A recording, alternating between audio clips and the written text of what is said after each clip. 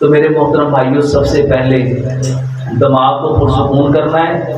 دماغ کو پرسکون کرنے کے لیے ہمیں لمبا سجدہ کرنا ہے، اور اس کے ساتھ اس کی بہترین جو دوائی ہے، جو میں اکثر بتاتا ہوں، یہ جو 4 چیزیں، سفید موسلی، سیاہ موسلی، اسگند ناگوری، کوزہ مصری، یہ تینوں چیزیں، سفید موسلی، سیاہ موسلی، اسگند ناگوری 50-50 گرام اور 150 گرام کوزہ مصری لو۔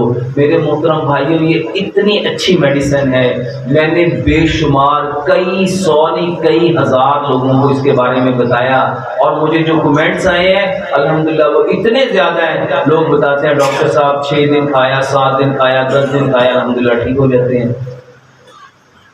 مردوں میں یہ جو قطرے آتے ہیں اور خواتین میں یہ جو لکوریا ہوتا ہے، میرے محترم بھائی اور بہنوں، اس کے لیے بہترین دوائی ہے۔ اس کے ساتھ ساتھ اس کی بہترین دوائی شہد اور دار چینی،